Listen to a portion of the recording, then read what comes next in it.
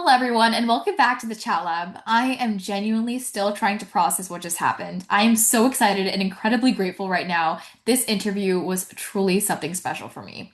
Today, I had the honor of speaking with someone whose work is not only groundbreaking but deeply human, Dr. Desiree LaBeaud. She is a globally respected physician scientist, epidemiologist, and professor in the Division of Pediatric Infectious Diseases at Stanford University's School of Medicine. Dr. LeBeau earned her MD from the Medical College of Wisconsin, trained at Rainbow Babies and Children's Hospital, and received her master's degree in clinical research and epidemiology from Case Western Reserve University. She leads innovative research on emerging infections, especially arboviruses, focusing on how climate change, environmental injustices, and structural inequalities impact human health. Her work spans multiple global field sites, including Kenya, Grenada, Pakistan, and Brazil, where she partners closely with communities to improve prevention and long-term outcomes. Her work spans multiple global field sites, including Kenya, Grenada, Pakistan, and Brazil, where she partners closely with communities to improve prevention and long-term outcomes. She also founded the Health and Environmental Research Institute Kenya, also known as Harry Kenya, promoting education, policy change, and grassroots activism in environmental health. Dr. LeBeau serves in major leadership roles at Stanford, including Associate Dean of Global Health, Senior Fellow at the Woods Institute, and a leader with the Human and Planetary Health Center. She is also a Fellow of the American Society of Tropical Medicine and chairs their Green Task Force. I have never been this inspired preparing for an interview, and meeting Dr. LeBeau has been one of the most exciting moments in my entire life. So, with that, please enjoy this incredible and heartful conversation with Dr. Desiree LeBeau, a scientist, a change maker, and someone who is truly changing our world today.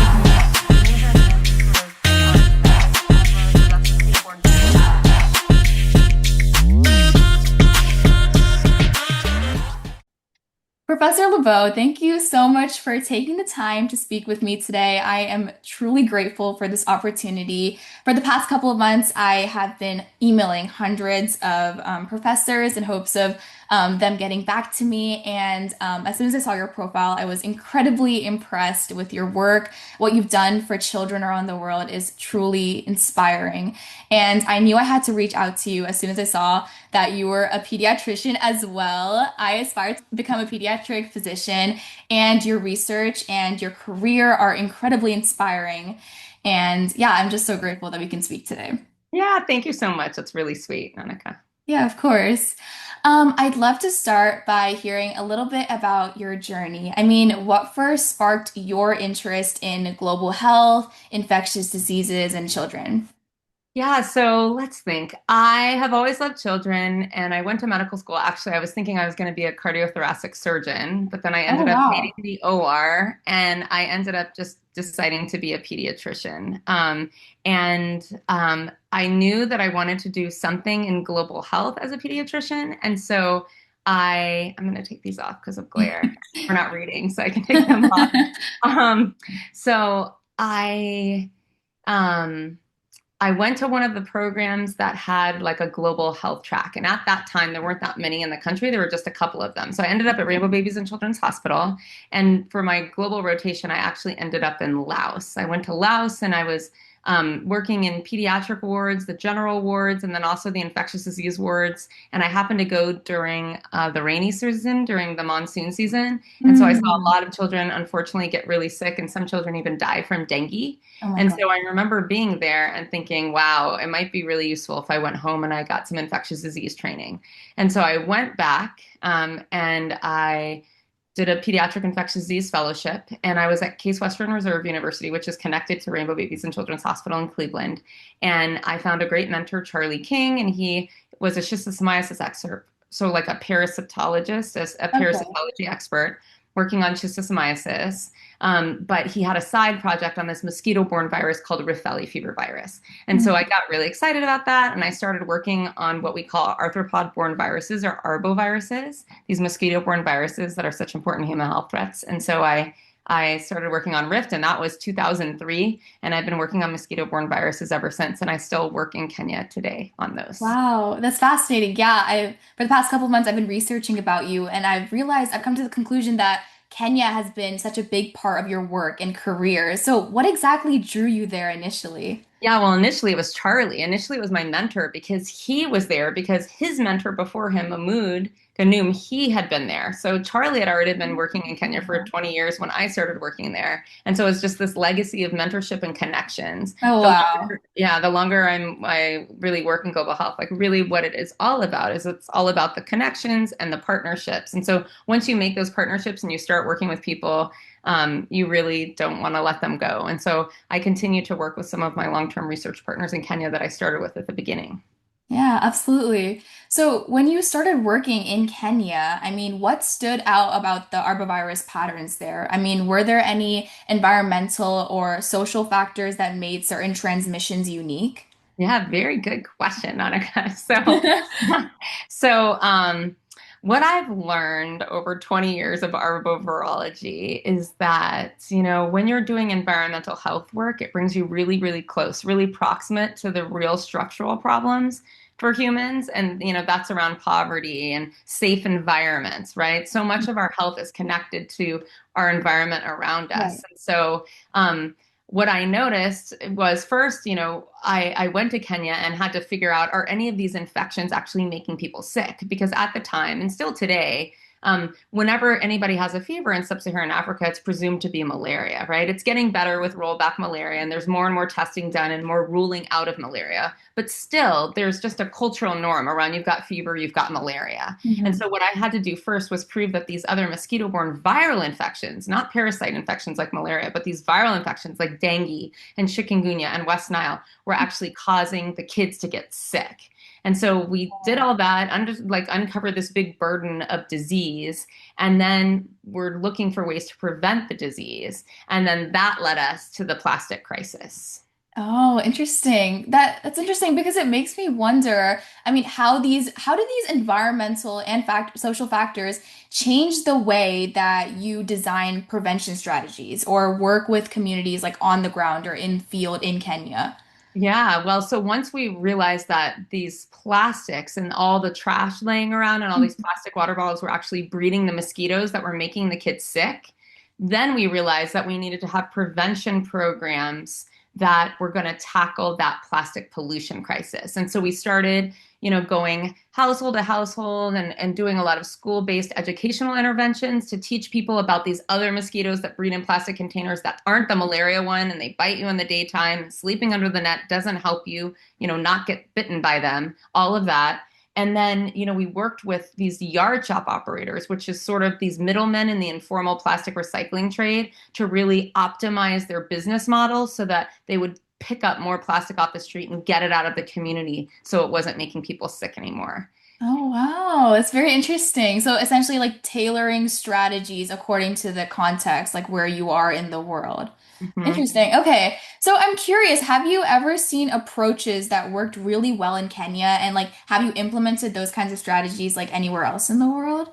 Yeah, so some of the environmental education work that we did in Kenya with the kids and talking to them about mosquito-borne diseases, we took all of that curriculum and those, mosquito tag games that we made, and we actually brought it to Grenada in the Caribbean and ran a big Wow. school intervention project there to prevent those kids and help them clean up their environments. And what we find is that by doing that, we build a lot of agency in the children and they realize that they can actually be agents of change and agents of health in their communities. And it's like very inspiring for them. These are fourth grade students. And so, No. they get really fired up and then are able to Yeah. like make a lot of changes and start a lot of new dialogue around these infections and their importance in their communities. Yeah, definitely. I feel like in order for there to be like significant change in community, it has to start with the people itself. There's only so much you can enforce to a group of people unless it starts with them personally. Absolutely. Yes. You can never make anybody You really can't make do anyone things do they don't want to anything. do. Exactly. Right. Yeah, Yeah. that's really insightful. Thank you for sharing that. So switching gears a bit, I'd love to talk about your work on diagnostics. You've helped develop tools like Luminex for detecting multiple pathogens. And I'm really curious, how does a tool like Luminex actually detect multiple pathogens at once?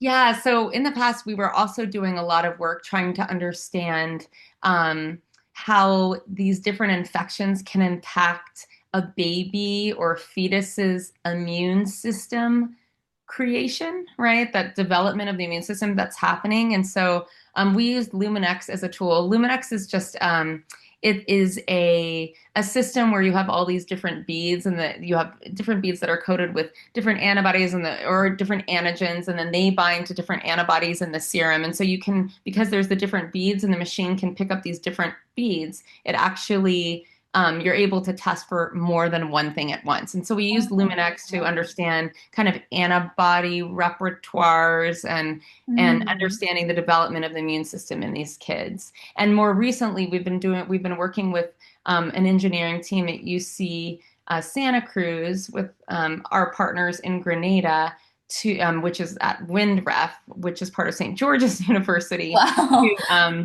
to use a new diagnostic for arboviral detection.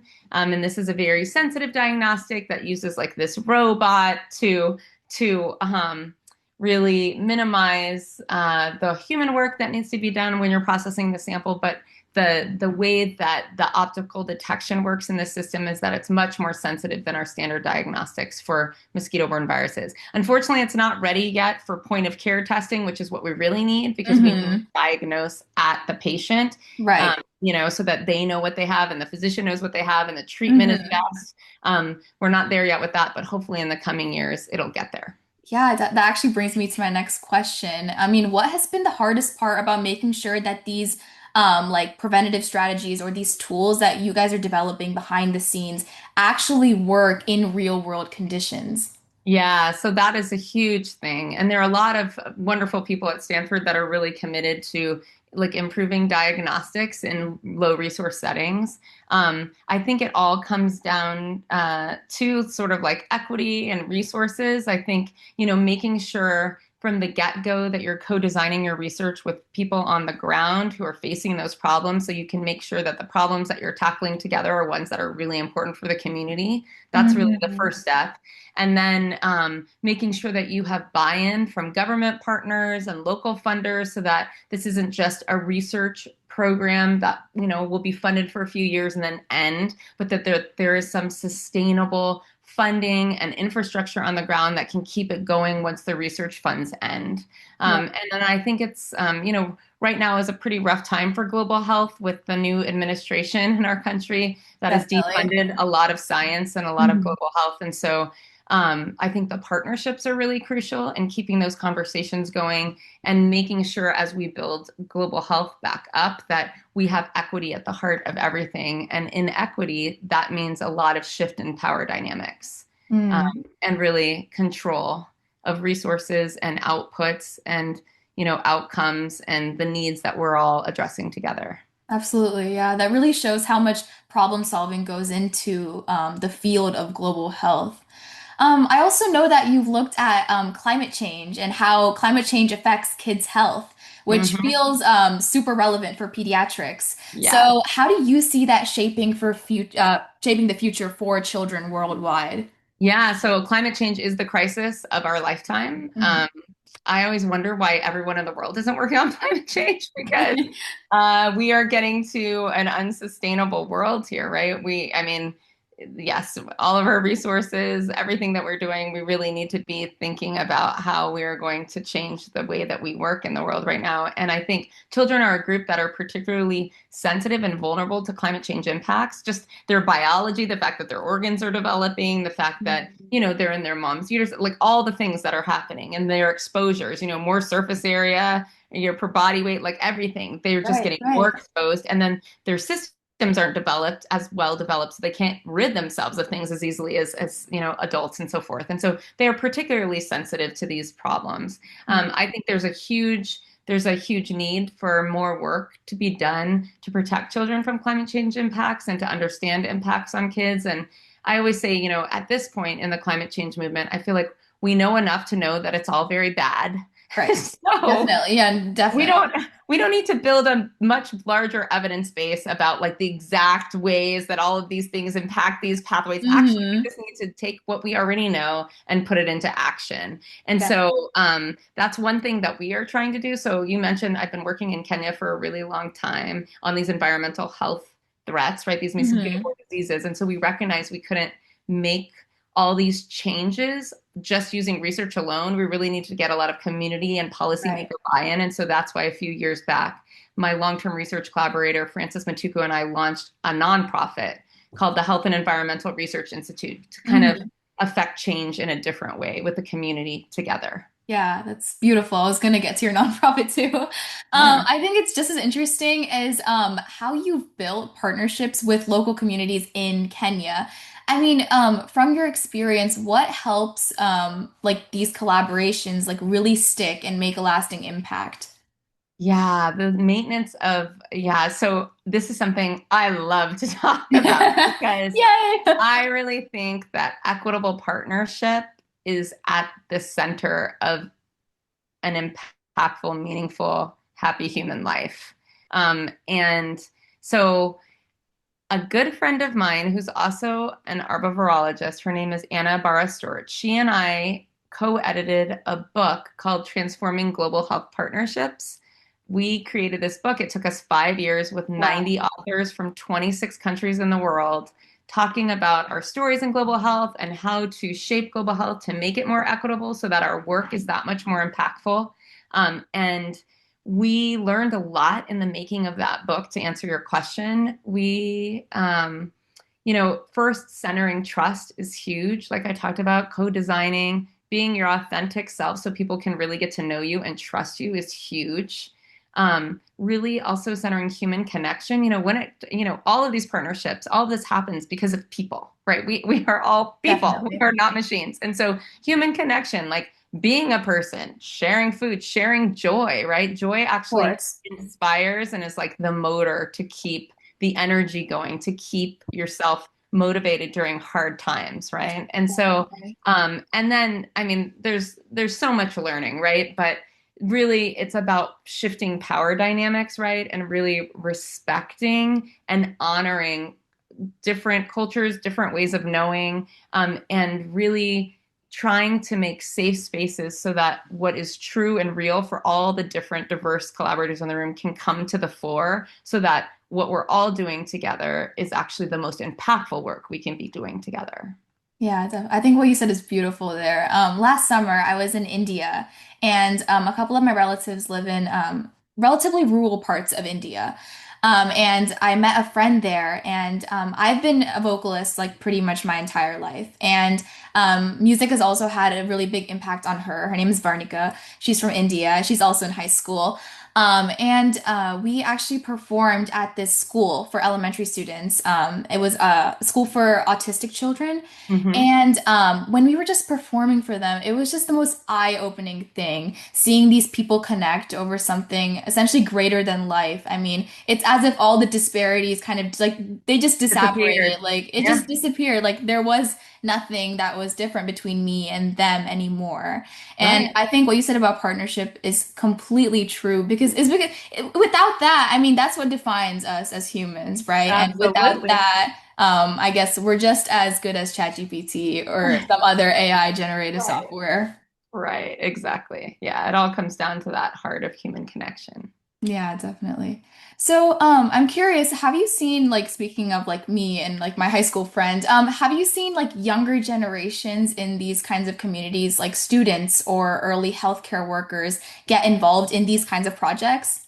Oh, yeah. So with our nonprofit in Kenya, we do a lot with all of the different kinds of students. There's a lot of different universities and schools around. And so in all of our projects, we sort of try to engage students. And actually, next year, our nonprofit is launching an environmental curriculum in elementary schools in this like eco clubs project that we're actually Mhm. making a comic book for and all of this. Wow. But we are definitely engaging students, all sorts of different students, all along the way, both to, start young with a real appreciation for like the earth and learning that, a healthy environment means a healthy community. But Definitely. then as students age and become like, have skills and insights and ability to do more and more, right? To really get them in being like ambassadors for the planet and the people with us. at our Yeah. nonprofit at Harry. So yeah, it's been great with the That's students. beautiful. Oh my gosh.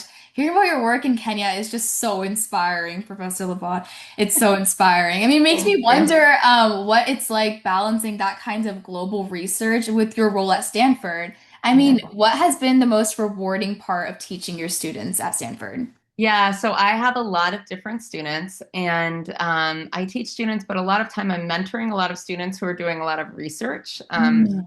And so I have a lab, and it's full of different students at different levels. In the summertime, we have high school students, Wow. master students, and PhD students, undergraduate students, of course, at Stanford. And then I have the people who are in medical school, medical Mhm. students, and then postdocs and fellows, residents. Anyway, there's a bunch of Wow, different types of amazing. people.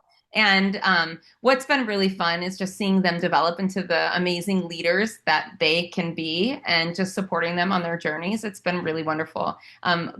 The work that has come out of all of the different learners and trainees in my lab has just been phenomenal, and I learn along with them. And we're on a journey together. We're always trying new things and learning new things and working with new collaborators on new projects and new places. And so it's been a lot of fun. Wow, that sounds amazing. Wow, even from high schoolers, I can imagine that many high schoolers today are watching this and are wondering, I mean, how to acquire such research positions at such reputed universities. I mean, I know it's incredibly hard to get, especially we're high schoolers. We don't know much, to be very honest.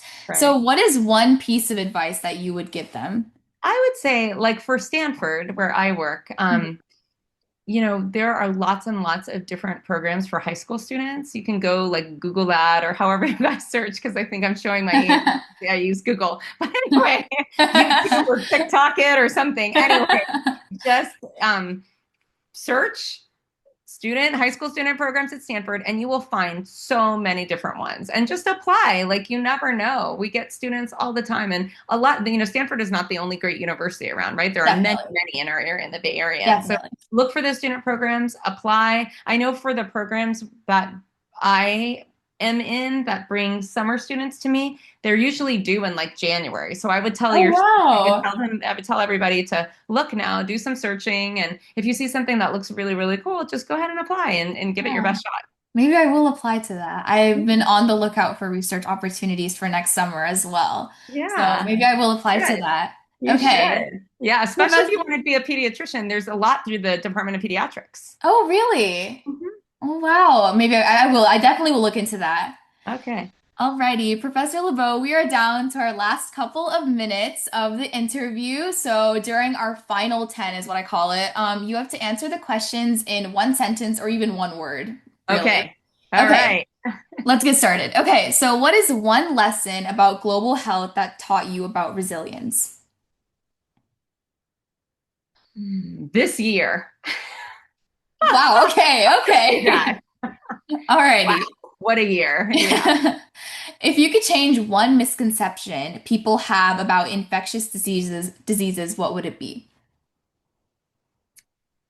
That we have them under control. Hmm, Yeah, especially right now interesting. in the current climate. Like, public health matters. Yeah. Definitely. Yeah. Which moment in Kenya has stayed with you the longest? Oh. Hmm. I would have to say probably the parties that we have together when we're celebrating our research projects. Oh, that's so sweet. What is the hardest ethical decision you've faced in your work?